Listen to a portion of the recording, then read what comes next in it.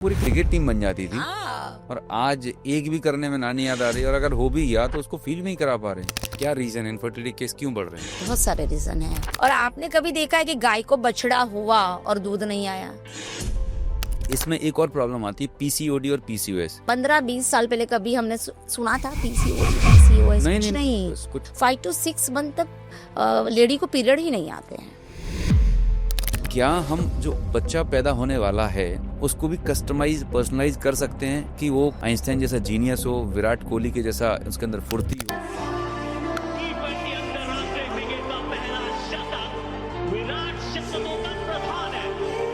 Yes, आपने तो मेरी मन की बात छीन ली। आंखों का कलर कैसा चाहिए, डिम्पल कैसा चाहिए, अगर इंटेलेक्चुअल क्वेश्चन जैसे आपने बोला आइंस्टाइन जैसा, तो हाँ आ सकता है ना। मुझे ऐसा लग रहा है कि मैं कोई फैंटेसी मूवी देख रहा हूँ।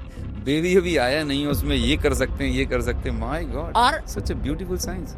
बेबी आने के बाद पेरेंट्स रखते हैं फोटो और वो बच्चा रखते हैं, बच्चा सेम होता है। अब जो मदर जो है क्राइम पेट्रोल देख रही है प्रेगनेंसी में, इससे उसके बच्चे के फर्क पड़ेगा? आप अगर वो पुष्पा देखोगे तो बच्चा वैसी चीजें सीख सकता है। झुकेगा नहीं। झुकेगा नहीं। पुष्पा पुष्पराज, मैं झुकेगा नहीं साला। जैसे ही प्रेगनेंसी होती बोलते भाई हिलना नहीं है, डुलना नहीं, कोई एक्टिविटी नहीं करनी। नहीं। मेरे ख्याल से वो जानबूझ के करते हैं, जिससे तो मरीज बन जाओगे, फिर आपको सी सेक्शन कराना पड़ेगा। वो माइट भी हो सकता है। तो मैंने बोला यू गॉट पीरियड, बोले कि नहीं मेरा पीरियड नहीं आया। तो मैंने बोला या तो चेक, तो बोले कि अच्छा है। दोस्तों, आज के ज़माने में हर चीज़ बहुत एडवांस होती जा रही है। हम एआई के ज़माने में जी रहे हैं। कभी भी कोई नई गाड़ी लेते हैं तो हम उसे कस्टमाइज़ कराते हैं, पर्सनलाइज कराते हैं, मतलब अपने घर में भी अपनी मर्ज़ी का इंटीरियर लगाते हैं। बट जस्ट सोच के देखिएगा कि आप जो बेबी को प्लान कर रहे हैं, अगर आप कपल हैं और आप बच्चे को प्लान कर रहे हैं, ऐसी कोई टेक्नोलॉजी आपको मिल जाए, ऐसा कोई तरीका मिल जाए कि आइंस्टाइन जैसा जीनियस हो, विराट कोहली जैसी फुर्ती हो, है ना, और बच्चन साहब जैसी आवाज़ हो, कलर बच्चे का, आँखों का रंग, ऐसा कुछ अगर प्लान करने को मिल जाए तो कैसा होगा? यस, सुनने में कुछ ये फैंटेसी जैसी चीज़ें लग रही हैं, लेकिन यकीन मानिए आज इस पॉडकास्ट में इन्हीं सब पे बात करने वाले हैं। और इसका एक बहुत ही पावरफुल साइंस है, एंशिएंट साइंस है, 3000 साल से पुराना साइंस है, और वो साइंस है गर्भ संस्कार। और इसके बारे में बात करने के लिए हमारे बीच बेहद ही एक्सपीरियंस्ड डॉक्टर हैं, doctor Khushbu Patel from Baroda. So doctor Khushbu पिछले 18 साल से ज़्यादा हो चुके हैं इन्हें 15,000 से ज़्यादा कपल्स को वो उनका मनचाहा बेबी दिलाने में बहुत लोगों की हेल्प कर चुकी हैं। तो आज इस पॉडकास्ट में हम उनसे जानने वाले हैं कि किस तरह से, अगर आप इनफर्टिलिटी को फेस कर रहे हैं, अगर पीसीओडी पीसीओएस के जैसे चैलेंजेस हैं, और या आप गर्भ संस्कार के बारे में डिटेल में जानना चाहते हैं, तो ये पॉडकास्ट को पूरा ज़रूर देखिए। अगर आप इस चैनल पे पहली बार आए हैं तो चैनल को सब्सक्राइब ज़रूर करें। एंड यकीन मानिए इस पूरे पॉडकास्ट को लास्ट तक देखिएगा, पूरी फैमिली के साथ ज़रूर देखिएगा। आपको बहुत कुछ क्लैरिटी एंड एक बहुत स्पेसिफिक इन्फॉर्मेशन मिलेगी, जिसको आप अप्लाई करके आपके बच्चे की फ्यूचर प्लान को बेहतर कर सकते हैं, और जो भी गायनेकोलॉजिकल फीमेल हेल्थ इश्यूज़ आप फेस कर रहे हैं उनको भी ओवरकम कर सकते हैं। सो बहुत बहुत स्वागत है डॉक्टर खुशबू पटेल आज इस पॉडकास्ट पे। Thank you so much. So doctor Khushbu, अभी मैंने जस्ट एक ऑब्जर्वेशन है मेरी, चूँकि मैं खुद हेल्थ एंड वेलनेस में काम कर रहा हूँ। जैसे आज पूरे हिंदुस्तान में हर जगह साइकिल और पंचर की दुकानें खुल रखी हैं, वैसे ही इनफर्टिलिटी सेंटर हर गली मोहल्ले में खुलने लगे हैं।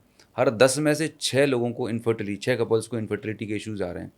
तो बीइंग आयुर्वेदिक डॉक्टर, आपका क्या पर्सपेक्टिव है, क्यों बढ़ रहा है इनफर्टिलिटी के cases? This is a good question Anoop ji. Actually अभी का रेशियो है कि आउट ऑफ 10 कपल 6 कपल का रेशियो है फर्टिलिटी का। They are suffering from infertility. Both male and female या मेल एंड किसी एक फीमेल। पर्सन में? 40% female, okay, 40% male issue, 10% both, and 10% unexplained infertility. Okay. So वहाँ पे वो लोग बोलते हैं कि कहीं पे मालूम नहीं है क्यों रीज़न है, डॉक्टर लिख के दे देते हैं कि पता नहीं कौन सा रीज़न है। ओके। सो ये कॉमन है अभी। एंड जो आप बोल रहे हैं वैसे ही हॉस्पिटल पंचर की दुकान की जैसे खुल रही है, and people are accepting this thing. नहीं हो रहा है, चलो कोई बात नहीं, आईवीएफ सेंटर तो है ही ना, बट उनको ये मालूम नहीं है कि that is the one tool. Okay. IVF is one tool ना, कि वो बॉडी में एम्ब्रियो रख रहे फिर भी सक्सेस तो मिल नहीं रही है। हाँ, बोलते कि चौथी बार, 5वीं बार, 10वीं बार, और महंगा, लाखों रुपए लोग इलाज में। हाँ, for one cycle I think approximately 2.5 lakhs. So for 4 to 5 cycles they are charging minimum 8 to 10 lakhs rupees. My God, it's very expensive. And उसमें ये भी है कि हार्मोन्स देने के बाद श्योरिटी नहीं है. They are giving the solution surety for एटलीस्ट 25 to 30% ओनली, ओके, बिकॉज वो टोल है ना, तो उनको भी मालूम नहीं है कि इसमें सक्सेस रेशियो मिलेगा या नहीं, क्योंकि वो तो यूट्रस में ही डाल रहे हैं एम्ब्रियो. क्या रीज़न है इनफर्टिलिटी केस क्यों बढ़ रहे हैं? बहुत सारे रीज़न हैं. One of that most common reason is stress. Okay, second number is lifestyle. Third number diet. And fourth number body में टॉक्सिन्स होना. ओके, तो अगर बॉडी में कचरा है तो ही हार्मोन ने काम करना बंद किया. करेक्ट। तो ये 4 फैक्टर अगर प्रॉपर कर लेना तो आराम से प्रेगनेंसी नेचुरली कंसीव हो जाती है. नेचुरली हो सकती है। नेचुरली. आपके पास कोई ऐसे केसेस हैं जहाँ पर लोग थक चुके हैं, हार चुके हैं, इनफर्टिलिटी का करा लिया, मतलब सॉरी IVF कराया और सब कुछ करा लिए, लेकिन आपने आयुर्वेदा के आधार पर, जो आप पंचकर्मा स्पेशलिस्ट भी हैं, आपका बड़ौदा में क्लिनिक भी है, तो ऐसे कोई केसेस हैं जहाँ पर आपने उनको हेल्प किया हो? श्योर. मेरे पास मैंने मोर देन 15,000 कपल को अपने डिज़ायर बच्चे दिए हैं. वाह, एंड ऐसे बहुत सारे कपल हैं.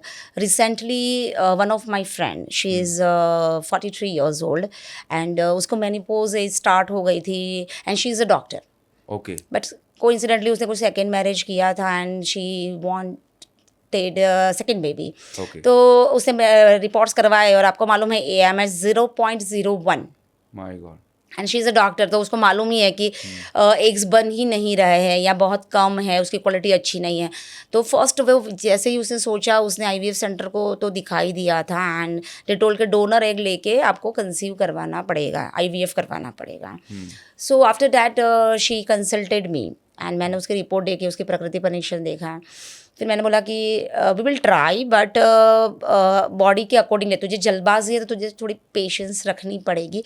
And she trusted on me. वो बोली कि नहीं नहीं तू है ना, तो मुझे आराम से रिजल्ट दे देगी. तो मेरा भी कॉन्फिडेंस बढ़ा, and then I started her detoxification. Anoop ji, आप मानोगे नहीं, जैसे ही मैंने उसका डिटॉक्सिफिकेशन किया for 1 month, around 28 days. Detoxification through Panchakarma? Panchakarma. Okay, और पंचकर्मा के बाद वहाँ पे हमने वमन, विरेचन बस्ती, उत्तर बस्ती, ये सब प्रोसेस की. एंड जैसे ही 30 days गए, she got the period naturally. वाह, अदरवाइज उसको 3, 4, 5 months पे आते थे. तो she was happy, and then she started the medicine.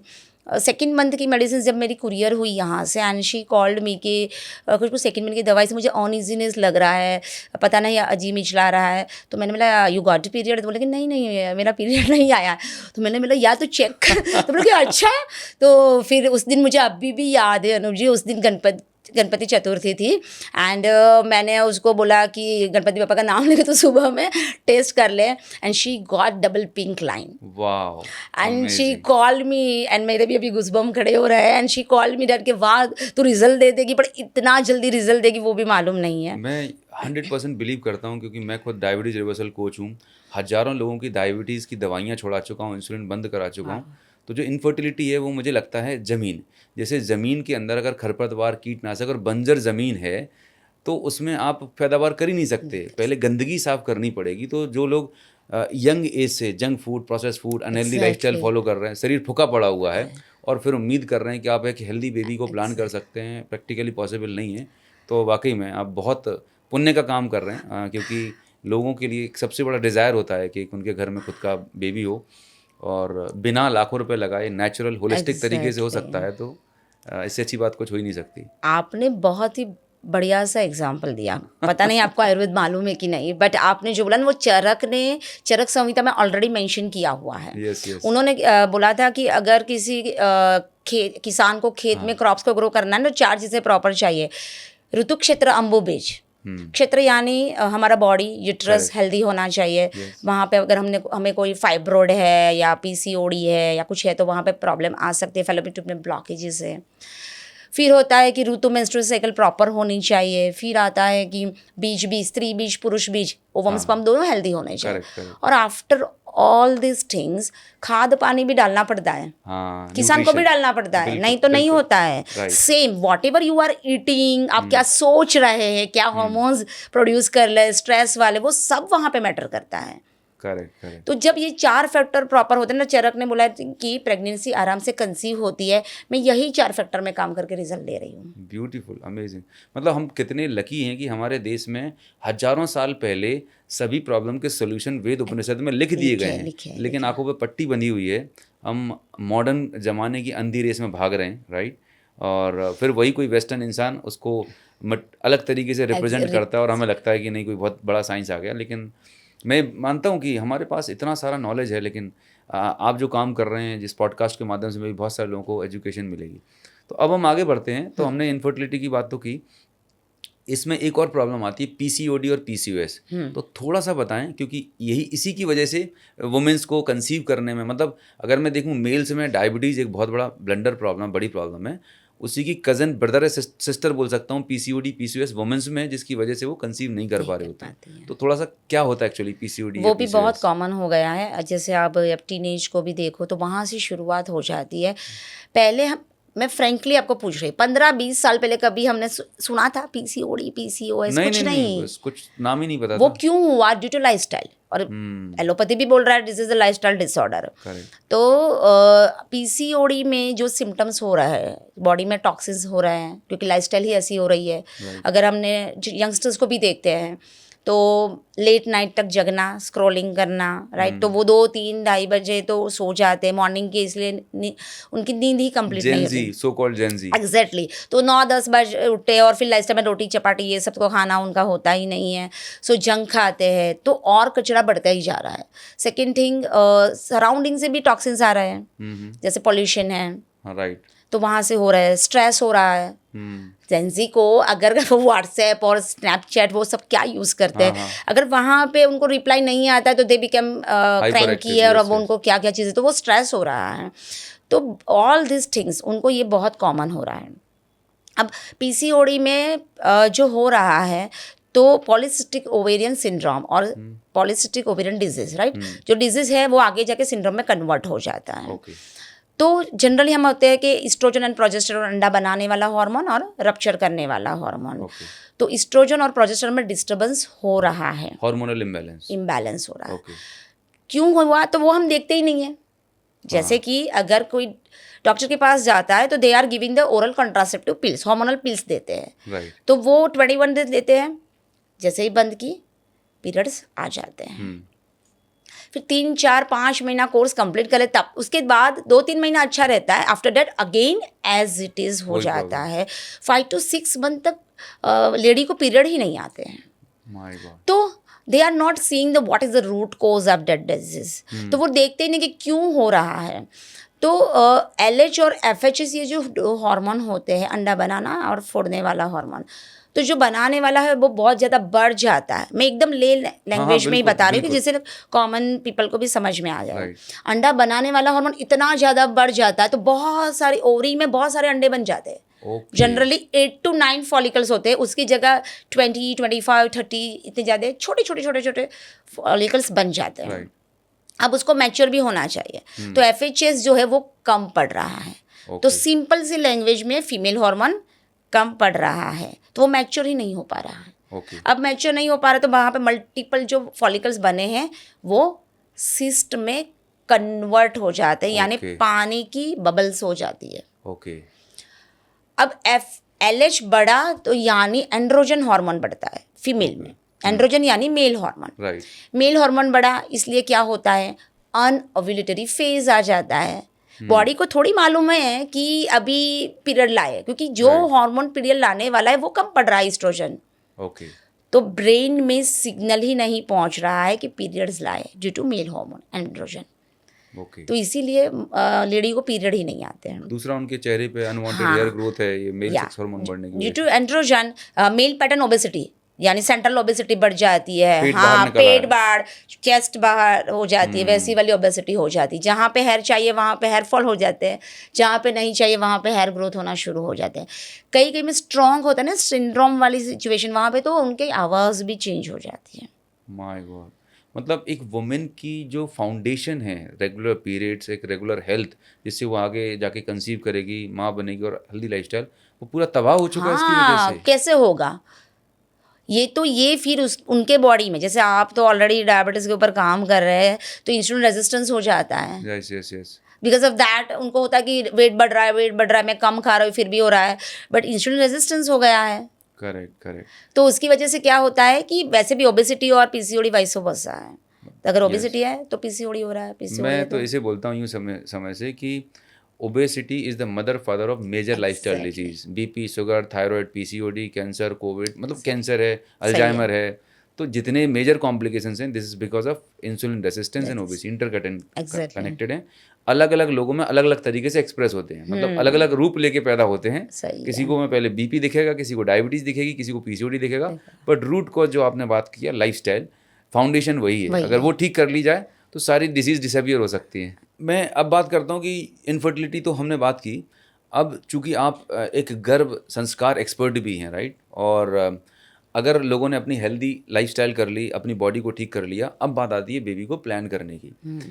तो जैसे आज का ज़माना है जहाँ पर हम हर चीज़ को कस्टमाइज़ करते हैं। जैसे मुझे नई गाड़ी लेनी है तो मैं उसे कस्टमाइज़ करता हूँ, पर्सनलाइज करता हूँ। एआई का ज़माना है, मुझे कोई भी, हर किसी इंसान को ना अपने हिसाब से चीज़ें चाहिए रहती हैं। तो क्या हम जो बच्चा पैदा होने वाला है, आने वाला जो बेबी है, उसको भी कस्टमाइज पर्सनलाइज कर सकते हैं कि वो आइंस्टाइन जैसा जीनियस हो, विराट कोहली के जैसा उसके अंदर फुर्ती हो, है ना, और जो भी एक पेरेंट की डिज़ायर होती है कि हमारा बेबी फिजिकली, मेंटली, इमोशनली ऐसा होना चाहिए, तो इज़ इट पॉसिबल? यस, आपने तो मेरी मन की बात छीन ली। क्या बात? Parents can shape their child inside the वूम। Okay. तो वो आप कस्टमाइज कर सकते हैं। इवन मैं तो बोलती हूँ, हमारे पास जितने कपल आते हैं ना, उनको मैं 50 क्वालिटीज़ देती हूँ। ओके, टिक लगा लो, क्या क्या चाहिए, मेनू देती है। वो वैसा ही होता है। And couple are smiling at a time के मैडम कैसे ये होगा। और सब एक बात तो ये है कि जब हम कपल आते हैं ना, मैं उनको पेन पेपर देती हूँ कि आपको कैसा बच्चा चाहिए, पता ही नहीं। हाँ, दे आर ब्लैंक। एक हेल्दी चाहिए और एक ब्यूटीफुल चाहिए, बस, और कुछ क्राइटेरिया ही उनके है नहीं। सो पहले तो डेस्टिनेशन ही मालूम नहीं है कहाँ पे जाना है। Very true. भगवान ने जो दिया वो दे देंगे, भगवान की कृपा से हो रहा है।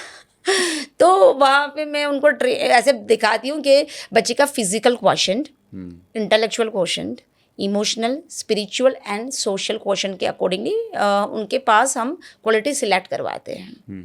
आंखों का कलर कैसा चाहिए, डिम्पल कैसा चाहिए, राइट, फिर उनके स्किन का टोन, उसके हेयर, अगर इंटेलेक्चुअल क्वेश्चन जैसे आपने बोला आइंस्टाइन जैसा, तो हाँ आ सकता है ना, बट आपको मालूम होना चाहिए आपके बच्चे पे क्या चाहिए, तो प्रिसाइजली यू कैन सिलेक्ट। वाह। और मैंने दिए हैं मेरी बुक में, आई विल शो यू कि बुक में भी जितने कपल मेरे, इतने 15,000 के तो डाल नहीं सकती, तो मैंने जो सिलेक्ट करके 15-20 कपल के फ़ोटो रखे हैं।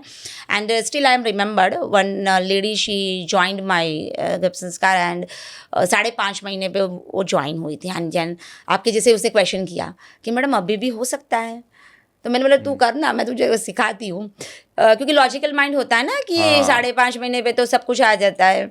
And she selected to greenish blue eyes. Greenish blue. Blue eye. इतना precise. My God. So किसी फिरंगी को देखा होगा उसने जरूर। फिर तो उसके माइंड में वो क्वेश्चन था कि कैसे आएगा, तो मैंने उसको पूरा लॉजिक समझाया and then she started. 35 days के बाद आइरिस का कलर आता है बॉर्न होने के बाद। Okay. तो after 35 days she send the video of her baby, ये ग्रीनिश ब्लू कलर आ गया डिलीवरी के बाद। हाँ, बेबी की डिलीवरी के बाद 35 डेज के बाद आइरिस का कलर प्रॉपरली हमें मालूम हो जाता है। शी इज़ अ रोल, अभी तो कुछ किड्स मॉडल है, आप लिटिल मिश्री करके सर्च कर सकते हो इंस्टाग्राम पे, तो शी इज़ सो ब्यूटीफुल। और उसे तो वीडियो भी सेंड किया था कि ऑन 35th डे उसकी डॉटर को उन्होंने बोला कि Mishri hi hi, and she is doing hi to everyone. तो ये है कि आप जो तो, कुछ भी आपके क्वेश्चन का आंसर मतलब आप कर सकते हैं। yes. तो एक मुझे याद है महाभारत की जो एक बहुत अच्छी स्टोरी हमने, अभिमन्यु का जो आता है कि जब उसकी माँ गर्भ में थी, अर्जुन उनको वो चक्रव्यूह के बारे में बता रहे थे, एंड जब वो बड़ा हुआ वही चक्रव्यूह उसने भेदा, लेकिन जब 7वां स्टेप बताने वाला था उसकी नींद लग गई थी, राइट। तो हमारे उपनिषदों में तो कई सालों पहले बता दिया गया है, लेकिन शायद हम वो साइंस हमें स्कूल कॉलेज में पढ़ाया नहीं जा रहा, और संस्कृत में लिखे हुए हैं, हमारी लैंग्वेज हिंदी है और हम दूसरी लैंग्वेज में पढ़ रहे हैं, तो वो नॉलेज नहीं होने की वजह से ये जो इतना खूबसूरत सा विज्ञान, साइंस है, शास्त्र है, विलुप्त जैसा हो गया। लेकिन आप एक कुछ न्यूरो साइंस बेस्ड क्या चीज़ आप कर रहे हो? हाँ, मैं न्यूरो जीनियस बेबी के ऊपर काम कर रही हूँ। न्यूरो तो जीनियस बेबी, क्या राइट। बात है। तो एंशियंट साइंस को न्यूरो साइंस के साथ कंबाइन कर लिया। ओके। तो कपल को क्या ना एक लॉजिक पूरा मालूम हो जाए कि हाँ, अगर मैं न्यूरॉन के ऊपर ऐसे काम कर रही हूँ। अनूप जी, एक रियल फैक्ट है कि कंसेप्शन के 14 डेज से हर मिनट के 2.5 लाख न्यूरॉन बन रहे हैं। ओके। 2.5 लाख न्यूरॉन्स हर मिनट के। तो बच्चा बॉर्न होता है तो बिलियन ट्रिलियंस में न्यूरॉन्स बनते हैं, तो हर बच्चा इंटेलिजेंट होना चाहिए। पर ऐसा नहीं होता है ना। तो वहाँ पे बहुत सारे रिसर्च है, मदर को बहुत सारी चीज़ें करनी पड़ती है। अगर वो न्यूरॉन बना रही है तो किस तरह से उसको यूटिलाइज करते हैं, कहाँ पे वो न्यूरॉन डिस्ट्रॉय हो जाते हैं। ओके। तो गर्भ संस्कार का मतलब है क्या? मुझे लगता है कि पाठ पूजा जो आता है ना, जो गोद भराई करते हैं, कुछ रिचुअल्स है, पंडित जी आते हैं, ऐसा कुछ करवाते हैं आप क्या, कि या एक अलग कुछ डिफरेंट प्रोसेस है? नहीं, ये एक मिथ है। लोगों को ऐसा है कि गर्भ संस्कार यानी एक रिचुअल है। संस्कार मतलब हमारे यहाँ वही पाठ पूजा है, ऐसा वही कुछ है। रिचुअल है, ऐसा कुछ? बट गर्भ संस्कार जो एंशियंट साइंस का जो डेफिनेशन है, गर्भ यानी फिटस और संस्कार यानी आपको जो चीज़ चाहिए वो बच्चे में लाओ, जो नहीं चाहिए उसको निकाल दो। क्वालिटीज, वैल्यूज, वर्च्यूज जो हम चाहते हैं। एग्जैक्टली। और संस्कार भी वैसे अगर डिटेल में समझे तो जहाँ पे हमारी लाइफ का टर्निंग पॉइंट है ना, लाइफ का जहाँ पे टर्निंग पॉइंट आता है वो होता है संस्कार। जैसे कि कपल का कि जब शादी होती है उसके बाद जब वो कंसीव करने के लिए प्लान करते हो, दैट इज द गर्भाधान संस्कार। तो कपल अभी अब पेरेंट बनने जा रहा है। जब मदर अभी लेडी माँ बनने जा रही है तब होता है संस्कार सीमंतोन्नयन संस्कार। अच्छा। हाँ, उसके पहले आता है पुंसवन संस्कार। जब बच्चे में सेंसिस बनना शुरू हो जाती है 3rd मंथ पे प्रेगनेंसी के, तब पुंसवन संस्कार होता है। जब बच्चा बाहर आ जाता है, अब एक नई दुनिया में आ रहा है, तो तब होता है जात कर्म संस्कार। उसके बाद धीरे धीरे ये संस्कार 16 संस्कार होते हैं। हाँ, तो अल्टीमेटली हमें जो बच्चे में चाहिए उसको लाओ, जो नहीं चाहिए उसको निकाल दो, दैट इज गर्भ संस्कार। ओके, मतलब बेसिकली ये बच्चे को इस दुनिया में लाने से पहले एक प्लानिंग है, बेसिकली एक सिस्टमेटिक एक सिस्टम है, साइंस है। तो इसे कब कराना चाहिए, मतलब कब से, what is the right time to start this Garbh Sanskar? Good question. Garbh Sanskar की शुरुआत आइडियली 3 मंथ्स बिफोर प्लानिंग हो जाती है। ओके। जब कपल ने सोचा कि अभी हमें प्लान करना है, तो वो 3 महीने पहले से शुरू हो जाती है from the ancient child. Ayurveda में ये सब कहा गया है। एंड वो फेज को हम बीज शुद्धि संस्कार कहते हैं। और अकॉर्डिंग टू एलोपैथी भी उन्होंने भी मान लिया है कि स्पर्म को बनने में 84 डेज लगते हैं, 84 to 90 डेज, एंड ओवम को बनने में 72 डेज लगते हैं। तो वो भी 3 महीना ही हुआ। हाँ, वही हुआ। सो वहाँ पे कपल को बहुत सारी चीज़ें, उनकी प्रकृति परीक्षण की जाती है। उनके बॉडी में अगर पित्त एग्रीवेशन है, वायु एग्रीवेशन है, तो वी कैन सजेस्ट दैम कि आप ये चीज़ें आपकी लाइफस्टाइल में चेंज करो या डिटॉक्स करवा लो, पंचकर्मा करवा लो। तो वहाँ पे जीनेटिक रीराइटिंग वो लोग कर सकते हैं कि बहुत सारी चीज़ें जो हेरिडिटरी है वो लाने से हम अटका सकते हैं। मतलब आपका कहने का मतलब है कि कंसीव करने के 3 महीने पहले जो कपल्स हैं, राइट, वो अपना पंचकर्मा, बेसिकली पहले तो उन्हें पता होना चाहिए कि अभी उनकी बॉडी की कंडीशन क्या है। बेस्ड ऑन दैट उनको एक प्रॉपर थेरेपी या गाइडेंस दिया जाता है। Now they are ready for conceiving, right. अब उसके बाद की आगे की क्या प्रोसेस होती है, थोड़ा सा ब्रीफ में बताएंगे कि ये पूरा प्रोसेस कैसे होता है? गर्भ संस्कार का प्रोसेस, गर्भ संस्कार का प्रोसेस प्रॉपर वे से शुरू होता है। और जैसे ही उन्होंने कंसीव कर लिया, मैंने आपको पहले भी बताया कि न्यूरॉन 2.5 लाख तो हर मिनट के बनना शुरू हो गए। तो सबसे पहले तो उनको क्या चाहिए वो मालूम होना चाहिए। तो डिजायर क्वालिटी सिलेक्शन का पार्ट वहाँ पे, जैसे आपने बोला था आइंस्टाइन जैसा, विराट कोहली जैसा, राइट। तो जो जिनको जो बेस्ट क्वालिटी चाहिए according to that we can plan. तो वो एक रेडी हो गया। उसके बाद उनको हम सिखाते हैं कि जैसे कि न्यूरॉन कैसे बन रहा है। तो हम ब्रेन डेवलपमेंट, ऐसा तो नहीं कि डॉक्टर बनाना है तो उनको प्रॉपरली डिटेल में, बट इजीली वो समझ सके कि न्यूरॉन कैसे बन रहे हैं, कैसे उसको यूटिलाइज करना होता है। कपल को ये चीज़ मालूम नहीं होती है। जैसे कि एक हर कोई बायोलॉजी स्टूडेंट नहीं है जिसने सब सिस्टम पढ़ा हो। तो मैं इजी वे में कि जैसे कि एक बिल्डिंग बनानी तो ब्रिक्स चाहिए, बेसिक रिक्वायरमेंट है ब्रिक्स। ब्रिक्स अगर बिल्डिंग अगर बड़ी है तो बहुत ज़्यादा चाहिए, कम छोटी है तो कम चाहिए। तो सेम वहाँ पे इंटेलेक्चुअलिटी जो वेसल है वो ड्यूरिंग वुम लाइफ बन जाती है। बच्चा फ्यूचर में इंटेलिजेंट होगा कि नहीं होगा वो अंडर ही डिसाइड हो जाता है। Okay.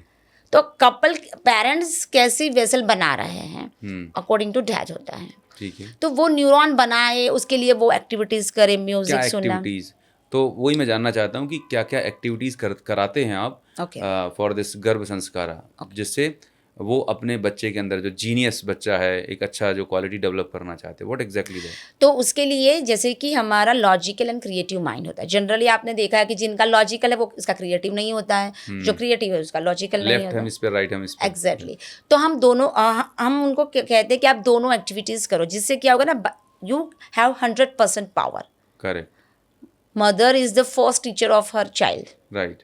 And वुम is the first school of her child. Correct. तो वहाँ पे वो टीचर जो सिखाना चाहती है तो वहाँ पे एक्टिविटीज़ करनी होती है लॉजिकल वाली, जैसे आप सुडोकू, पजल कुछ भी कर सकते हैं। क्रिएटिव में बहुत सारी जो क्रिएटिव एक्टिविटीज़ है, मंडाला आर्ट है, पेंटिंग है, फिर स्केचिंग है, डेकोरेशन है, वो सब अगर करे तो वहाँ पे उनकी दोनों मतलब हेमिस्फीयर को एक्टिविटी मदर कर रही है और डेवलपमेंट अंदर हो रहा है। हाँ, वो कैसे होगा जी। वो भी समझा लेते हैं। मदर जो एक्टिविटी कर रही है तो वो हमारे ब्रेन में जाके, एज अ डॉक्टर आपको मालूम है कि क्या होता है, केमिकल रिलीज होता है। करेक्ट। जिसको हम न्यूरोट्रांसमीटर कहते हैं, पर नॉर्मल पर्सन को केमिकल फॉर्म में समझ में आ जाए। वो केमिकल रिलीज हो गए। अगर मदर ने लॉजिकल की तो वो केमिकल रिलीज हो गए। वो कहाँ पे जाएगा, उसके ब्लड स्ट्रीम में। ब्लड स्ट्रीम से वो जाएगा, हाँ, प्लेसेंटा में जाएगा और फिर अम्बिलिकल कॉर्ड वो ब्रेन में जाके वो पोर्शन को एक्टिवेट करता है। जैसे न्यूरोप्लास्टिसिटी अगर हम उसको यहाँ वहाँ पे कह सकते हैं। मदर अगर क्रिएटिव करे तो वो पोर्शन एक्टिवेट होगा, क्योंकि वहाँ पे तो बहुत सारे न्यूरॉन पड़े हुए हैं। Yes yes yes. और जो मदर लेजी होगी ना, उसके वैसे केमिकल रिलीज हो गए तो बच्चा लेजी ही होगा। माय गॉड, ये तो आपने बहुत बड़ा चीज़ बताई। और आज मैं 90% गायनेकोलॉजिस्ट को देखता हूँ, सॉरी टू से, अगर जो लोग सुन रहे होंगे, जैसे ही प्रेगनेंसी होती है बोलते भाई हिलना नहीं है, डुलना नहीं, कोई एक्टिविटी नहीं करनी। मतलब आपने कोई बहुत बड़ा क्राइम मतलब आप मरीज बन गए हो, और फिर मेरे ख्याल से वो जानबूझ के करते हैं जिससे तुम मरीज बन जाओगे, फिर आपको सी सेक्शन कराना पड़ेगा। वो माइट भी हो सकता है, मतलब मुझे तो कहीं ना कहीं ऐसा लगता है कि ये गेम प्लान है। आपको उल्टे सीधे सप्लीमेंट दे दिए जाते हैं, है ना, और ये करना होगा, वो करना, बिल्कुल हिलना नहीं, बिल्कुल डुलना नहीं। और मैं चूंकि गांव से आता हूँ, मैंने पर्सनली देखा है कि जो हमारी दादी लोग थी वो नहीं बोलती थी रेस्ट करने के लिए प्रेगनेंसी की। आपको बॉडी को मूव करना है, पोंछा लगाना है, बॉडी मूव करना है, जिससे आपका डिलीवरी अच्छा होगा, बेबी हेल्दी होगा और कॉम्प्लिकेशंस नहीं होंगे। और आज आप देखें तो उल्टा हो रहा है। तो वही ना, तब अभी आज जब योगासन करवाते, हम चक्की चलानासन करवाते, में से पानी निकल वाली एक्सरसाइज करा, जो नेचुरली तब हो रही थी। राइट। तो वो तब हो इतने सारे झंझट नहीं थे। My God. तो वहाँ पे ये चीज़ होती, जो केमिकल रिलीज हुआ बच्चे में वही जाके, क्योंकि न्यूरॉन्स तो बहुत सारे पड़े हुए हैं। Right. वो केमिकल तो वहाँ पे जाके वो कनेक्टिविटी करवाता है, वो पोर्शन को एक्टिवेट गॉट द पॉइंट। तो मतलब ये हुआ कि अगर मदर खुश है, सेरोटोनिन निकल रहा है, वो हैप्पीनेस में, वो जॉय में है, वो आनंद में है, तो वो केमिकल्स बच्चे के अंदर जाएंगे, उसका भी इमोशन, उसकी भी फीलिंग वैसी होगी। लेकिन अब जो मदर जो है क्राइम पेट्रोल दिख रही है प्रेगनेंसी में, राइट, झगड़ा कर रही है हस्बैंड से, फ्रस्ट्रेटेड है, नेगेटिव है, इससे उसके बच्चे के फ़र्क पड़ेगा। डेफिनेटली। उसके लिए I want to share one incident. America में एक सन था, एक लड़का था, उसका नाम 8 साल का, डी कार्ल मार्क्स। ओके। और जब वो 8 साल का हुआ, उसने एक टॉमी किड नाम के पर्सन की गोली मार के हत्या कर दी। 8 साल की उम्र में? हाँ, 8 साल में गोली मार के उसको उड़ा दिया। फिर उसको तो जुवेनाइल कस्टडी में ही ले जाना पड़ता है। तो वहाँ पे 3 टीम बनी। एक डॉक्टर ने उसको फिजिकल चेकअप किया कि क्या है, कि इस तरह से, तो उसने बोला कि सब कुछ अंदर तो सही है। नंबर 2, उसकी क्राइम हिस्ट्री देखी गई पुलिस ने, और उसने देखा कि मदर फादर तो नॉर्मल है, कोई ऐसी उसकी हिस्ट्री है नहीं। तो उसने बोला कि वहाँ पे भी कुछ नहीं है। फिर साइकोलॉजिस्ट को उन्होंने हायर किया, एंड जब उसकी मदर की उन्होंने काउंसलिंग किया अंदर, मालूम है, जब she was pregnant at the time, she was reading crime stories. वो वही पढ़ रही थी क्राइम वहाँ, क्योंकि उसमें सस्पेंस होता है ना, तो उनको मज़ा आ रहा था। तो वो चीज़ उसके सस्ता डोपामिन रिलीज हो रहा था। हाँ, तो वही चीज़ उसके बच्चे में गई। अब वो जो आदमी को, टॉमी किड को उसने उड़ा दिया था, उसके साथ उसकी कोई दुश्मनी भी नहीं थी। My God. तो ये चीज़ होती है। तो मदर तो एन्जॉयमेंट के लिए अभी वेब सीरीज़ ये सब बहुत सारा कुछ देख रही है, बच्चा अंदर सब कुछ सीख रहा है, फिर बाहर आने के बाद बोल के बच्चा हाइपर है, बच्चा सुन नहीं रहा है, बच्चा ये नहीं कर रहा है, तो इतना बच्चे को सारा ब्लेम कर रहे हैं। हाँ, तो वो चीज़ हो रही है अभी।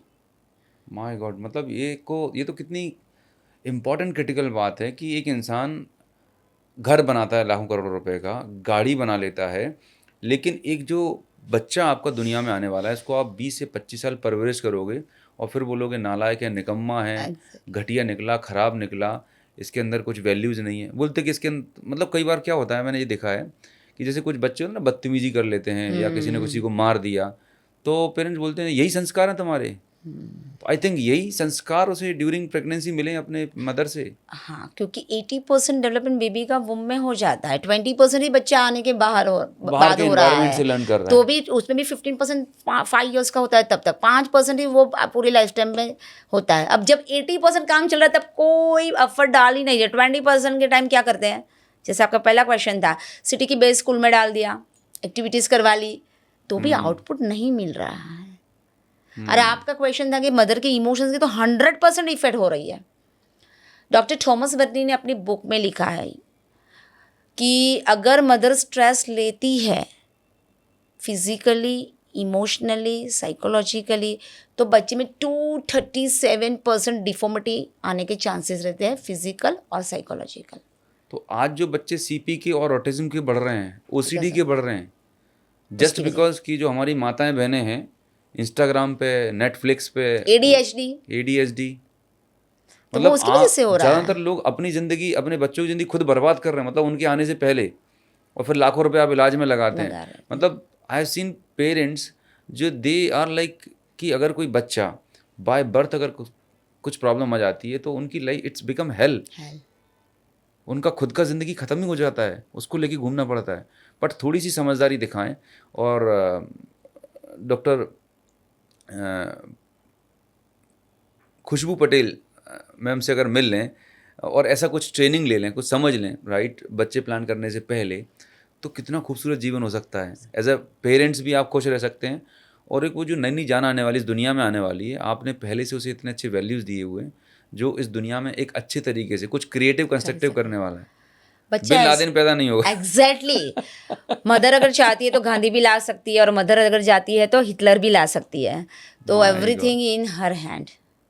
पहले के ज़माने में क्या हो रहा था, जीजाबाई कैसे उसने अपना बच्चा लाया, इतने इतने रानी संत मदालसा। महापुरुष जो आते थे वो किस कोख से जन्म लेते थे। मतलब मुझे याद है, टू बी वेरी ऑनेस्ट, मेरी माँ मुझे बोलती है अभी कि जब व्हेन आई वाज लाइक, जब वो एक्सपेक्टिंग थी, उन्होंने दुर्गा सप्तशती पढ़ा 9 month, right. I don't know, मतलब मैं थोड़ा सा स्पिरिचुअल भी हूँ, मैं कनेक्ट भी कर पाता हूँ।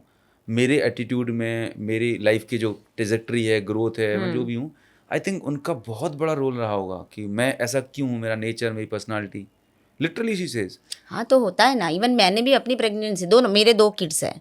माई daughter is 15 years old and my son is 10 years old, 10.5 years। Right. दोनों के टाइम जो डाला था, मेरी डॉटर के time I put so many qualities like me. मुझे था कि मेरे जैसा ही वो बिब्लोफाइन पर्सन हो, ये है वो है, उसमें जो दिखता भी मेरे जैसे हायर वेयर, जो मैंने 90% क्वालिटीज़ मेरे जैसी रखी थी। एंड आई डोंट नो कि वो अंदर क्या है, बट जब वो आई, अभी आप देखोगे तो आपको मालूम ही नहीं कौन खुशबू है, कौन खिलना है।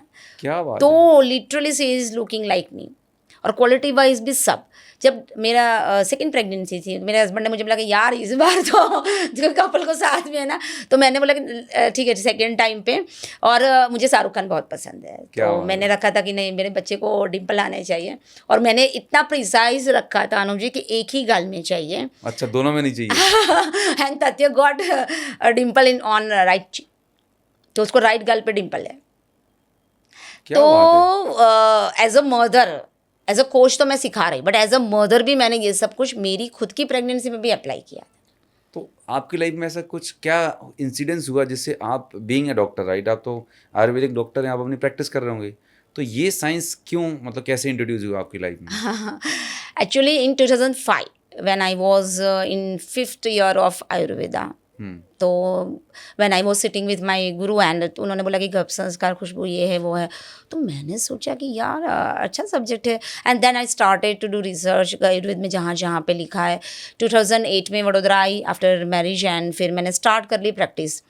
2010 में अपनी खुद की प्रेगनेंसी में की, फिर पेशेंट को करवाना शुरू किया। बट वो क्या था ना, एंशियंट साइंस वाला पूरा करवा रही थी, वही योगा प्राणायाम मेडिटेशन सब कुछ, ये डाइट प्लान, डाइट बहुत मैटर करता है ड्यूरिंग प्रेगनेंसी, तो सब कुछ किया। कहीं ना कहीं अंदर कुछ चल रहा था। कोई कपल आके पूछा कि मैडम लॉजिकली ये कैसे हो रहा है। सो मुझे लगा कि यहाँ पे साइंस को इंक्लूड करना पड़ेगा। Okay. And then I again फिर रिसर्च एंड फिर न्यूरो साइंस को वहाँ पे कंबाइन किया। अब कपल को मालूम हो जाता है कि नहीं 2.5 लाख न्यूरॉन बन ही रहे, अगर मैं 30 मिनट गुस्सा कर रही हूँ 30 मल्टीप्लाई 2.5 लाख न्यूरॉन डिस्ट्रॉय हो जाएंगे, तो now they become conscious. Okay. अब उनको प्रूफ भी दे रहे हैं कि अगर वो कर रहा है तो वहाँ पे उसका रिजल्ट मिल रहा है। बच्चे की माइलस्टोन बहुत ज़्यादा आगे हो जाता है due to this course. Okay. जब आपके पास लोग इस गर्भ संस्कार के लिए आते हैं, तो ऐसी कौन सी जो मोस्ट कॉमन 2 से 3 मिसकंसेप्शंस हैं जो लोगों के दिमाग में रहते हैं? एक तो ये है कि एक्टिविटी कर लिया, जैसे अगर कुछ पजल सॉल्व कर ली और फिर योगा कर लिया और मेडिटेशन कर लिया तो गर्भ संस्कार हो गया। तो ये Okay. एक मिथ है। गर्भ संस्कार की शुरुआत है 3 महीने पहले से हो जाती है। और डाइट भी ऐसा नहीं है कि हाँ ये मंथ में प्रोटीन चाहिए, तो ये हम प्रमोट नहीं करते हैं। ये तो वेस्टर्न लोग हैं, पागल बनाते हैं। अकॉर्डिंग टू आयुर्वेदा हम प्रकृति के रिगार्डिंग, अनूप जी 5 मिर्ची खा सकते हैं, मैं नहीं खा सकती, Right, क्योंकि ये मेरी प्रकृति ही नहीं है। सही बात। सो मदर की प्रकृति के अकॉर्डिंगली डाइट प्लान होता है। एंड सबसे मोस्ट इम्पॉर्टेंट थिंग, साइंस को समझना बहुत ज़रूरी है। जैसे ब्लाइंडली ये सब कर ली एक्टिविटीज, उसका कोई मतलब है ही नहीं, क्योंकि मदर कॉन्शियस ही नहीं है, उसको क्या चाहिए वही मालूम नहीं है। तो ये एक मिथ रहती है। दूसरी एक मिथ ये भी रहती है कि रिचुअल करवा लिया, जैसे कोई पंडित जी आके वो पूजा भवन करवा रहे तो गर्भ संस्कार हो गया, तो ऐसा नहीं है। आप अपने बच्चे के आर्किटेक्ट हो और आप ही अपनी बच्चे की डिज़ाइन बना रहे हैं। एक बार बच्चा बन गया ना, कुछ नहीं हो सकता। जैसे एक बार घर बन गया उसके बाद हम उसमें कोई चेंजेस नहीं कर सकते हैं, वैसे ही वुम लाइफ में जो कुछ भी क्वालिटीज़ डालनी है वो डाल दो, आपकी पूरी नेक्स्ट टू नेक्स्ट जनरेशन के लिए टेंशन फ्री हो जाएंगे। करेक्ट। तो your effort during 9 months will be the pillar of next 90 years and next to next generations on. Great, amazing. So doctor Khushbu, आप बता रहे हैं कि आप एक जो टर्म यूज़ कर रहे थे न्यूरोजीनियस, जो आपने बहुत रिसर्च के बाद तैयार किया, मतलब ancient science, ancient Ayurveda plus modern science को कंबाइन करके। तो थोड़ा सा इसके बारे में बताएं कि ये क्या फ्रेमवर्क है, जिससे जो भी ऑडियंस इसे देख रहे हैं एटलीस्ट कुछ अप्लाई करना शुरू कर सकें। ठीक है, ये न्यूरोजीनियस बेबी ब्लूप्रिंट है ना, वो 9 पिलर्स के ऊपर बनी है। ओके। तो जहाँ पे माइंड, बॉडी एंड सोल, ये तीन के ऊपर तो हम काम कर ही रहे हैं। तो ये 9 पिलर्स में आता है। पहले तो सबसे पहले मोस्ट इम्पॉर्टेंट थिंग्स है कि पहले तो बच्चे में क्या चाहिए वो वहाँ से शुरू हो जाती है। फिर उनका डाइट आता है, पेरेंट्स का डाइट। हाँ, न्यूरो न्यूट्रिएंट्स करके, कि ब्रेन के लिए कैसे फूड्स चाहिए। ऐसा नहीं कि कुछ भी खा लिया और वहाँ पे इफेक्ट हो गया। बर्गर पिज्जा खाओगे तो वही हाँ, अंदर तो जाएगा। वही होता है। तो वहाँ पे कुछ मिलता भी नहीं है न्यूट्रिएंट्स, तो वो एब्जॉर्ब भी नहीं होता है। राइट। तो वो होता है। फिर नंबर 3 पे आ रहा है कि वहाँ पे योगा। ओके। नंबर 4 पे प्राणायाम, ब्रेथ वर्क, हम्म। क्योंकि ब्रेथ वर्क से भी बहुत सारी इफेक्ट होती है। यस। फिर आता है स्ट्रेस। स्ट्रेस के बिना तो कोई जी नहीं पाता है। तो स्ट्रेस को रिलीज करने के लिए हम मेडिटेशन से लेके बहुत सारे रिलैक्सेशन टेक्निक सिखाते हैं। जैसे कि EFT, EFT जो टैपिंग टेक्निक है। Tapping technique. तो mother within 10 minutes she become थोड़ा सा नॉर्मल। ब्रीफ करेंगे कैसे, अगर कोई इस पॉडकास्ट को देख रहा है और वो EFT करना चाहता है तो थोड़ा सा बताएंगे जरा? EFT एक जापानीज टेक्निक है कि जहाँ पे हम कराटे चॉपिंग से शुरू करते हैं। कराटे चॉपिंग का ये पॉइंट रहता है। तो जहाँ पे आप कराटे चॉपिंग करते हैं and she started to speak like, even though मुझे बहुत सारी स्ट्रेस एंजाइटी ड्यूरिंग प्रेगनेंसी हो रही है, फिर भी मैं अपने आप को प्यार करती हूँ और एक्सेप्टेंस के साथ एक्सेप्ट करती हूँ। इवन दो मुझे बहुत सारी टेंशन हो रही कि कैसे मेरी डिलीवरी होगी, मैं फिर भी अपने आप को प्यार करती हूँ, एक्सेप्टेंस के साथ एक्सेप्ट करती हूँ। इवन दो मुझे बहुत सारा डर भी लग रहा है, फियर हो रहा है, मैं फिर भी अपने आप को प्यार करती हूँ, एक्सेप्टेंस के साथ एक्सेप्ट करती हूँ। ऐसे जो कुछ भी उसके थॉट आ रहा है, she has to tapping for at least 3 to 4 times। Okay. And then फिर आते रिलीजिंग के पॉइंट्स आते, मेरिडियन होते हैं ना Meridian हमारे बॉडी points. में, तो वो यहाँ मेरिडियन पर, के ऊपर, यहाँ पर, yes, right, two yes. Finger tapping about the eyebrows, के मुझे जो कुछ भी डर लग रहा है मैं उसको रिलीज कर रही हूँ, साइड ऑफ द आईज, फिर below the eyes, on the crown, below the nose, on the chin, on collar bone, Collarbones. And And one then under arms underarms. And another under arms. तो वहाँ पे जब वो tapping करती है ना तो वो मेरिडियन रिलैक्स हो जाते हैं। एंड देन फिर two finger tapping on the thumb, hmm. कि अभी मैं बहुत नेगेटिव हूँ, रिलीज़, मेरे नेगेटिव थॉट्स आ रहे हैं, रिलीज़, इस तरह से पूरे फिंगर्स में टैपिंग करनी होती है। एंड आफ्टर दैट मैं अगेन उसको पॉजिटिव रिफ्रेम करवाती हूँ। ओके। तो ऐसा जो खाली किया तो फिर नेगेटिव दूसरा आके भर जाएगा, उसकी जगह उसको पॉजिटिव रिफ्रेम करते हैं कि मैं बहुत कॉन्फिडेंट मदर हूँ, मेरा बेबी एकदम सेफ है, मेरी डिलीवरी बहुत इजीली हो रही है। तो इस तरह से उसको पॉजिटिव रिफ्रेम कर, तो विद इन 10 मिनट्स हाँ, शी बिकम हैप्पी। ग्रेट। तो बेसिकली जो एक बहुत ज़्यादा स्ट्रेसफुल सिचुएशन उससे निकल जाते हैं। फिर आगे के और पिलर्स कौन से? फिर आता है एक न्यूरो बेबी जिम करके है, यानी जैसे हम जिम में एक्टिविटीज़ करते हैं ना, वैसे मदर को मैं सुपर मॉम बोलती हूँ, तो सुपर मॉम को एक्टिविटीज़ करनी पड़ती है। तो वहाँ पे हम लॉजिकल, क्रिएटिव और स्पेसिफिकली उनको बच्चे में कौन से फील्ड में ले जाना है, तो अकॉर्डिंग टू दैट भी हम गाइड करते हैं कि आप ऐसी एक्टिविटीज़ करो। फिर म्यूज़िक आता है, क्योंकि न्यूरॉन की कनेक्टिविटी के लिए म्यूज़िक बहुत इंपॉर्टेंट रोल प्ले करता है। राइट। अगर मदर मोजार्ट सुनती है तो बच्चे का लॉजिकल ब्रेन बहुत शार्प होता है। Mozart music, okay. अगर वो एक्टिविटी नहीं कर पाती ना, मोजार्ट सुन लो, हाँ हाँ, न्यूरॉन कनेक्ट हो जाएंगे। राइट। और क्लासिकल सुनते हैं तो क्रिएटिव होते आते हैं, बच्चे एकदम शांत होते हैं। हम्म। और अगर वो ढिंचाक वाले सुनेंगे तो बच्चे हाइपर एक्टिव आ जाएंगे। हिप हॉप आएगा, हाँ, बिल्कुल। Hip hop. तो हम बादशाह क्या टाइप का आएगा। तो म्यूजिक बहुत इंपॉर्टेंट रोल प्ले करता है। तो हर मंथ के राग देते हैं, भरत मुनि ने हर मंथ के राग का है। Okay. फर्स्ट मंथ के डेवलपमेंट पे, सेकंड मंथ पे क्या, तो वो लॉजिकल, क्रिएटिव के, तो वो म्यूजिक सुनना होता है उनको। फिर बहुत सारे स्तोत्रम होते हैं, मंत्र चैंटिंग होती है। संस्कृत वैसे भी बहुत डिफिकल्ट लैंग्वेज है।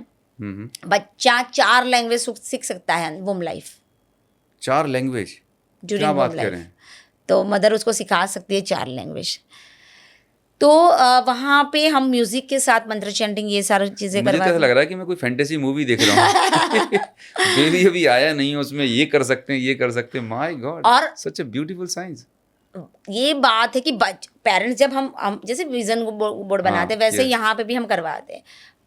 बेबी आने के बाद पेरेंट्स रखते हैं फोटो और वो बच्चा रखते हैं, बच्चा सेम होता है। अच्छा, जब भी लोग ना शादी के बाद अपने ड्राइंग रूम में या बेडरूम में, सॉरी, वो किसी कुत्ते बिल्ली की फोटो नहीं लगाते, एक सुंदर से बेबी की फोटो लगाते हैं। वो होता है एक्चुअली। पहले के ज़माने में क्या करता, जैसे आप नानी नानी की बात करते हैं, वही नहीं कन्हैया का फोटो रखा या राम का रखो, वो करते थे। अभी लोग हंसते हैं कि ऐसा मतलब क्यों घोड़े करें। कुत्ते बिल्ली का नहीं लगा देते, मतलब खूबसूरत से बेबी का फोटो लगाते ऐसा थे। इंसिडेंट हुआ था यूएस में, एक कपल था एंड दे वर फेयर, एकदम गोरे गोरे अच्छे वाले थे, एंड उसका बच्चा वो एकदम काला आया। कहाँ से आया? हाँ, तो उनको लगा कि ये कैसे हुआ है। उसके Doubt. हस्बैंड ने तो पूरे रिपोर्ट करा ले, जेनेटिक डीएनए, तो लगा कि अपना डीएनए ही सेम है। ही है, अपना ही है। तो बोले कि ब्लैक क्यों आया। South African. तो वही हुआ, उन्होंने अपने बेडरूम में माइकल जॉर्डन की फोटो रखी थी, Oh my and she God. Was watching frequently that कि नहीं मेरा बच्चा माइकल जॉर्डन जैसा है। तो एक्चुअल में उसका बच्चा छोटा वर्जन आ गया। तो वो आप क्या देखते हैं, तो वो वहाँ पे इफेक्ट होती है। और उसका भी एक साइंस है कि Correct. किस तरह से आप जेनेटिक रीराइटिंग कर सकते हैं। Couple can do 23 pairs of jeans होती है ना, वहाँ पे जीनोम्स होते हैं। हाँ। आपको तो आप ब्यूटीफुली खबर मालूम ही है। तो वो उनको जो हाईलाइट करते हैं, वहाँ पे हम मैनिफेस्टेशन इंक्लूड करते हैं। माय गॉड, मतलब डीएनए लेवल पर आप काम कर देते, ऐसी प्रोग्रामिंग, तगड़ा प्रोग्राम और करके पूरा साइंस के साथ, ऐसा भी नहीं ये को तुक्काबाजी और कर लिया। तो पूरा साइंस है। ग्रेट। 2 सेल अगर इकट्ठे हुए, ओवम और स्पर्म, 2 में से 4 सेल डिवीजन होते पूरा बेबी डेवलप। कितनी ब्यूटीफुल जर्नी भगवान ने, ईश्वर ने बनाई हुई है। करेक्ट। तो वहाँ पे जब जो सेल काम करते हैं उनको हम वहाँ पे मैनिफेस्टेशन चीज़ें वहाँ पे इंक्लूड कर लेते हैं, इससे वही जीन एक्सप्रेस होता है। वाह, इसे एपिजेनेटिक्स कहते हैं। Epigenetic science amazing. वो इंक्लूड तो एक जो आपने बात करी कि आवाज़, राइट, कि आप बच्चे को लैंग्वेज सिखा सकते हैं, बता सकते हैं, तो कितने डेसिमल, ऐसी साउंड को हम डेसिबल में मेजर करते हैं, तो जो फीटस है, वुम में है, वो कितना तक की आवाज़ सुन सकता है minimum? बच्चा 50 to 60 डेसिबल वाला साउंड ही परसीव कर सकता है। 50 to 60? हाँ, जो सूदिंग म्यूजिक होते हैं ना, भजन भजन, वो सब 50 to 60 डेसिबल वाले हैं। अगर Okay. कपल को मालूम नहीं है तो वो शास्त्रीय म्यूजिक जो भजन भजन सुन सकते हैं। 50 to 60 डेसिबल से कम वाला सुनते हैं तो बच्चा परसीव नहीं कर सकता, ओके। और उससे ज़्यादा वाला सुनेंगे तो बच्चा डर जाता है, उसको हिक्कप आनी शुरू हो जाती है। ओके। ओके। तो अगर लाउड म्यूजिक हाँ। कपल सुन रहे हैं तो बच्चा डर रहा है।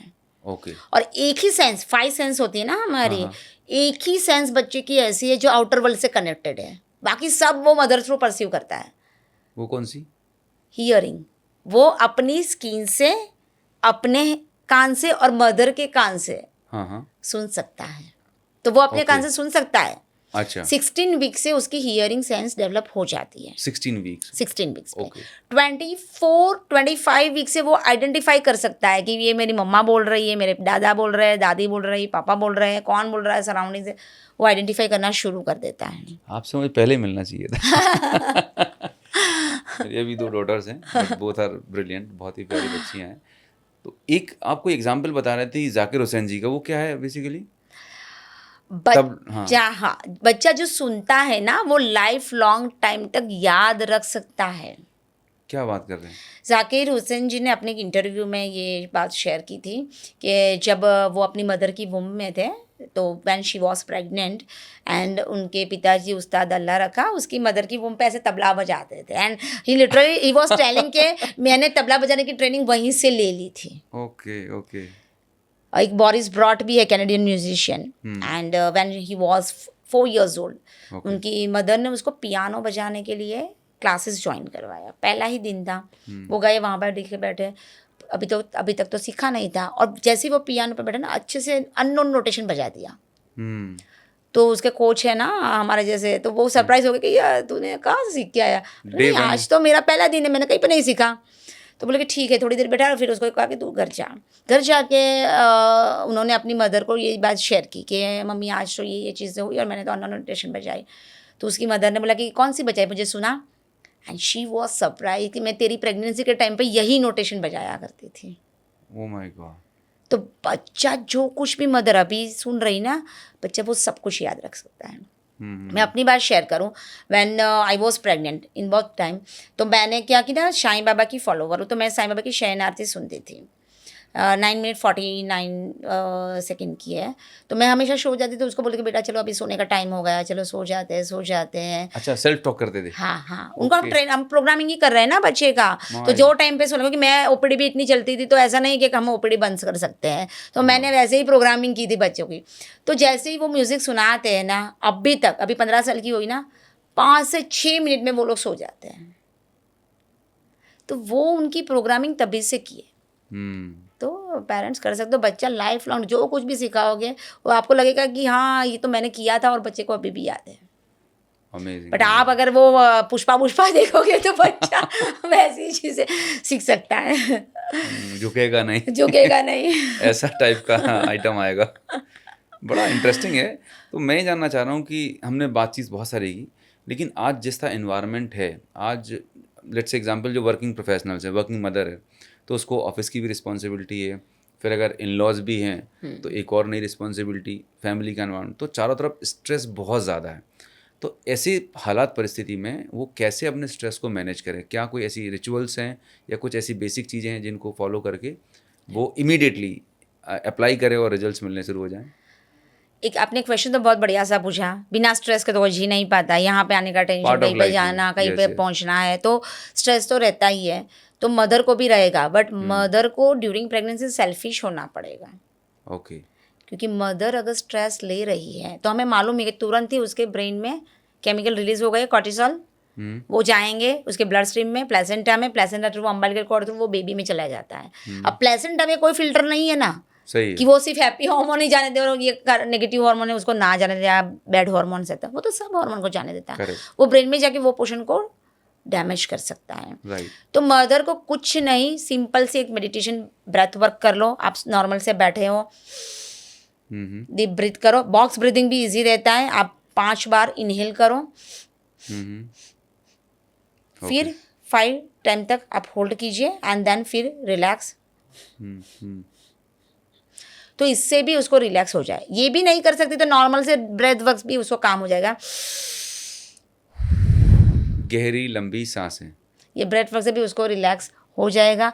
और नंबर 3 पे है, जो आपको अच्छा लगे वो चीज़ करना शुरू कर लो फॉर एटलीस्ट 5 सेकेंड के लिए। अच्छी तो रील दिखने लगती है मैम, अच्छा तो चाउमीन खाने का मन करता है नहीं, और उसके लिए समय हम कहते और भी हैं, कुछ स्पेशल खाने का मन करता है हाँ, उसमें। उसके लिए होता है कि आपको जो एक्टिविटीज़, यानी अगर किसी को बच्चे की आवाज़ पसंद है तो वो सुनो। मैं सबसे बेस्ट वो म्यूज़िक सुन लो जो आपको सबसे बेस्ट लगता है, तुरंत ही स्ट्रेस रिलीज हो जाएगा।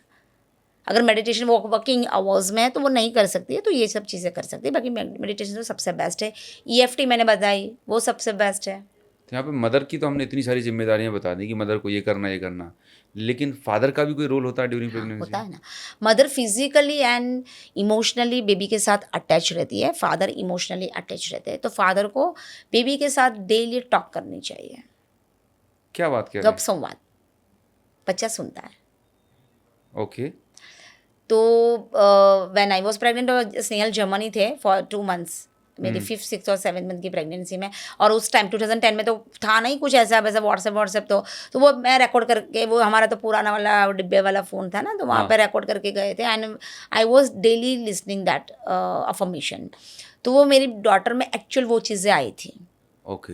तो फादर का ये रोल होता है, क्योंकि फिर होता है ना कि बच्चा आने के बाद बोलता है कि हाँ ये तो मदर के साथ ही रहता है, मदर के साथ ही रहता, मेरे पास तो आता ही नहीं, पर फादर ने कुछ किया ही नहीं तो बच्चा कैसे आएगा।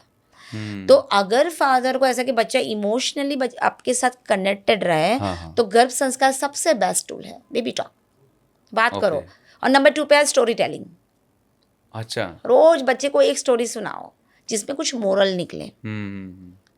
तो वैसे तो आपका बच्चा, तो ये उनका ये रहता है। नंबर 3 पे आता है जो अफर्मेशन, ये सब चीज़ें फादर को भी करनी होती है, क्योंकि रेडियो सुनने के लिए रेडियो स्टेशन पे तो जाने की ज़रूरत नहीं होती है ना, तो फादर कहीं पे भी करेंगे, रेडियो कैच कर लेता है फ्रिक्वेंसी से। कुल मिला के वो एनर्जी इन्वायरमेंट क्रिएट Energy करना होता है, क्योंकि इवन सारी चीज़ तो फादर का एनर्जी रोल ये भी होता है कि घर में भी एनवायरनमेंट ऐसे बनाए रखे कि ठीक जिससे बना के मदर, रहे। हाँ, मदर खुश रहे, क्योंकि वो खुश रहेगी, हैप्पी, तो बच्चा उसके अंदर है तो वो उसको भी खुश रखना पड़ेगा। तो एक सपोर्टिव इन्वायरमेंट क्रिएट करें।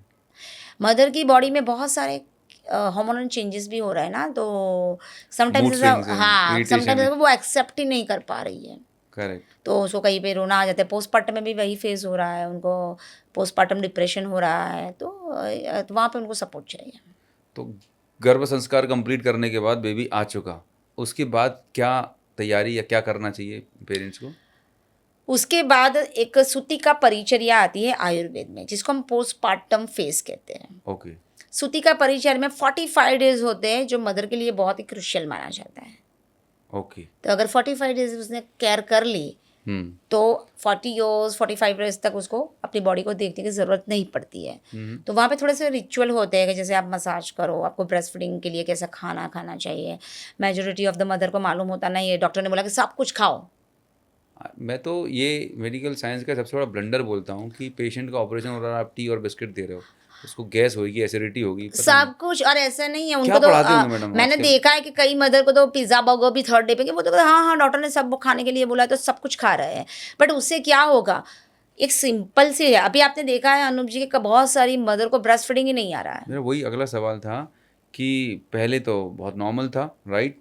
पहले मतलब पूरी क्रिकेट टीम बन जाती थी, हाँ और आज एक भी करने में नानी याद आ रही है, और अगर हो भी गया तो उसको फीड नहीं करा पा रहे। हाँ। क्या दिक्कत है? और आपने कभी देखा है कि गाय को बछड़ा हुआ और दूध नहीं आया? मैक्सिमम टाइम आते ही है, बिल्कुल आता है। बछड़ा हुआ इधर दूध आता ही है। Yes, तो yes. अभी क्यों ऐसा हो रहा है कि मदर को बेबी हो रहा है और दूध नहीं आ रहा है? क्या रीजन हो सकता है? बहुत सारे, जैसे आपने पहले बोला था कि बहुत सारे हार्मोन्स दिए जाते हैं ड्यूरिंग हाँ। प्रेगनेंसी, IVF के थ्रू अगर कंसीव हुआ तो बहुत सारे 42 इंजेक्शन उनको दिए जाते हैं फॉर ओवरी स्टिमुलेशन के लिए। ये सब कंसीव हो गया उसके बाद भी हार्मोनल सपोर्ट, बहुत सारी मेडिसिन दी जाती हैं। नंबर 2 पे होते हैं उनके लाइफस्टाइल, रॉन्ग लाइफस्टाइल है। Number 3 most important, diet. Okay. Diet, क्योंकि जो खाते हैं जैसे अन्न जैसा मन, मन, हमने yes. सुना था, तो वही बॉडी में जाके उसका ब्रेस्ट फीड को बनाता है। तो वहाँ पे उनको प्रॉपर डाइट लेना बहुत ज़रूरी है, जो न्यूट्रिशियस है, बेबी को Okay. नरिश करें। एंड सूतिका परिचय में बहुत सारी चीज़ें ये भी आती है कि बहुत सारे आयुर्वेदिक डिकॉक्शन हम सजेस्ट काढ़ा करते बनाते हैं। हैं, काढ़ा बना हाँ के देते हैं। मैं तो चूंकि गांव से बिलोंग करता हूँ तो मुझे देखा, मतलब याद आता है मुझे कि एक अलग स्पेस में रखते हैं प्रॉपर तरीके से, ठंडा मतलब पंखा या ठंडी चीज़ों से अवॉइड करते हैं, कान बंद करके रखते हैं। आज तो एसी में लिटा देते हैं तो इसीलिए तो इनकी इम्यूनिटी लो हो जाती है। क्यों उनको वहाँ पे जो एनवायरनमेंट में रखते थे ना 30-45 गर्माहट रखते डेज, हैं थोड़ी सी, हाँ वार्म अंधेरा टेम्परेचर रहता रहता था है, उसकी, अंधेरा। क्योंकि डायरेक्ट सन, क्योंकि बच्चे की आई साइट बहुत वीक होती है ओके ड्यूरिंग प्रेगनेंसी। 5 सेंसेस का डेवलपमेंट 100% होता है, बट अंधेरे ही में रहा है वो हाँ तो। क्योंकि पानी में अगर हम अंडर वाटर जाता, कैसे लाइट नहीं आती, सनलाइट, वैसे ही सेम बच्चे के लिए है। ओके तो इसीलिए आई साइट वीक होती है। और यहाँ पे आके पूरा आपने देखा बेबी आने के बाद वो डेकोरेशन कर लेते हैं, ये करते, वो बच्चा ब्लैक एंड वाइट ही देखता है बॉर्न होने के बाद। वो 3 महीने के बाद उसको कलर विजन आता है। ओके। अब ये करते हैं उनको डायरेक्टली एसी, तो इम्यूनिटी लो हो रही है, लैक्टोज ग्लूकोज इंटॉलरेंस, कहाँ कहाँ पे बीमारियाँ आनी शुरू हो जाती है। करेक्ट। दिस तो वो जो रिचुअल थे वो एक्चुअल थे, आयुर्वेद में भी लिखा हुआ है। वो रिचुअल अगर प्रॉपर कर लिया तो वो काढ़ा क्यों पिलाते हैं? वायु का एग्रीवेशन होता है पोस्टपार्टम फेज में। दसमोलारिस, टसोकारिस, हाँ, बहुत सारी चीजें हैं तो वो पोस्टपार्टम फेज में वायु का एग्रीवेशन होता है, क्योंकि बेबी को डिलीवर करने के अपान वायु नीचे जाता है, बेबी डिलीवर होता है, और वो वायु को हमें शमन करना पड़ता है। हाँ। तो इसके लिए वहाँ पे डिकॉक्शन पिलाते हैं, पैसे जीरा वाला, ये इस तरह से वो लड्डू। अजवाइन वाला पानी, लड्डू खिलाते हैं गर्माहट वाली, जिसे क्योंकि यूट्रस इतना होता है हाँ ड्यूरिंग 9 मंथ एक्सपांड हो रहा है, हाँ, अब उसे वापस normal से हाँ, कोई तो उसको 9 मंथ्स लगते हैं, बट उसको मसल स्ट्रेंथनिंग के लिए वो सब जरूरी है। तो आज के जो मॉडर्न लोग हैं, जिस तरह से अपने आप को समझते हैं मॉडर्न, मतलब हमारे एंसेस्टर ज़्यादा समझदार थे, इसीलिए पहले लोग प्रेगनेंसी के बाद भी वुमेन जल्दी रिकवर करती थी, उनके शेप बने होते थे। लेकिन बने। आज आप देखें इतना ओबीस, इतने प्रॉब्लम्स।